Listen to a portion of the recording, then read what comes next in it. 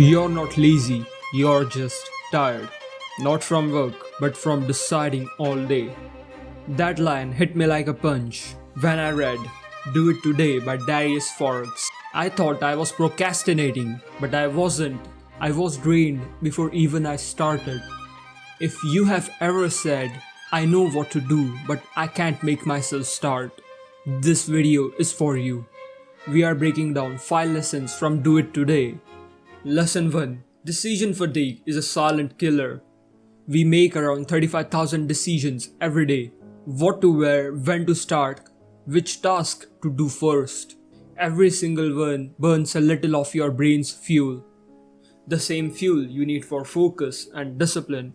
Psychologist Roy Baumeister calls this ego depletion. Neuroscientist Andy Huberman explains the part responsible for focus and self-control runs on limited energy. Every little decision you make consumes it. By the time you sit down for work, most of your willpower is gone. That's why Darius says, the fewer decisions you make, the more energy you will have for important tasks. One trick I started using is decision bundling. Instead of handling emails or errands all day, I batch them together in one session. It saves my energy and keeps my brain focused for the big stuff. I also pre-decide the night before what I'll wear, eat, and which task I'll do first. Weirdly enough, I felt freer, not robotic. Freedom isn't thinking through every small choice. It's saving brain's energy for the big things. I noticed that some tasks feel harder than the other ones, even if they are simpler. That's your brain signaling low energy. Quick energy checkpoints like stretching, walking, or drinking water instantly resets focus. Automate the small stuff, decide once, repeat daily, protect your willpower for the work that moves your life. Lesson 2. Time isn't the problem, attention is. Once decision fatigue is out of the way, your next battle is attention. You don't lack time, you lack focus. Every time you switch tasks or check your phone, you leave behind a trace of attention. Researchers call this attention residue. Every scroll you do trains your brain against deep work. Dopamine spikes when you chase novelty. Huberman puts it simply, the brain releases dopamine when we pursue goals, not when we achieve them. If your brain gets dopamine from distractions, it won't find pleasure in progress. Here's how I fixed it. I work in 50-minute focus blocks. One task, no switching, phone out of the sight. Visual cues help re-trigger the craving for the task, not the distractions. Finishing one thing daily rebuilds dopamine for meaningful actions. Another trick is environment engineering. I remove anything that triggers distraction before I start work. Even tiny visual cues. If your brain sees phone or social media, it craves it. Make your space tell your brain what to do. Small strategic changes like that can transform a day of scrolling into hours of progress. Darius sums it up. You don't need more time, you just need to spend it where it counts. Attention is your real currency, guard it. Lesson 3. Identity over goals.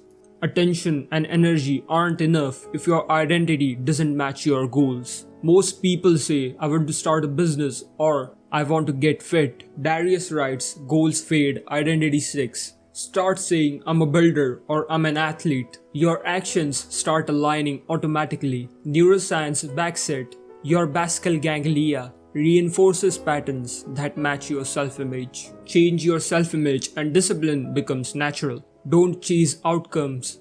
Become the type of person who does the work. You don't need to wait for the perfect moment. You just need to act like a person who doesn't wait. Here's a practical way to do it. Micro-identities. For example, instead of saying, I want to read, say, I'm a reader. When you see a book, you naturally pick it up. Instead of, I want to exercise, say, I'm someone who moves daily. Little identity shifts compound into habits.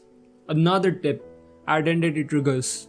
Place physical reminders in your environment that reinforce the identity you want. A pair of shoes by your bed triggers, I'm an athlete. A journal on the desk triggers, I'm a planner. Subtle but extremely effective. Lesson 4. Start small, stack habits. Discipline isn't a giant leap. It's tiny repeated actions. Darius emphasizes habit stacking. You link a new habit to an existing one. For instance, after brushing your teeth, do 2 push-ups. After making coffee, write 1 sentence in your journal. These small actions build momentum over time, and brain loves progress no matter how tiny. These micro wins create dopamine loops that reinforce consistency. Start insanely small. Too ambitious, you will burn out. Just one action repeatedly, build momentum, then scale. Lesson 5: The power of reflection. Most people act without reviewing. Darius stresses daily reflection. 5 minutes at night. What worked, what didn't, what energy I spent wisely.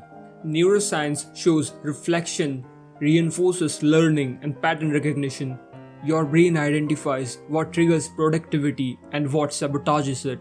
Even writing one line, I stayed focused for 45 minutes today, trains your basal ganglia to repeat the actions. Simply put, reflections turn random actions into guided systems, slowly shaping the person you want to become. Here's the complete framework to start and actually do anything you want. First, remove decision fatigue and save energy for what matters. Use pre-decision bundling and energy checkpoints. Second, guard your attention. Focus is your real currency. Work in blocks, engineer your environment. Avoid distractions. Third, shift your identity. Don't set goals. Become the person who achieves them.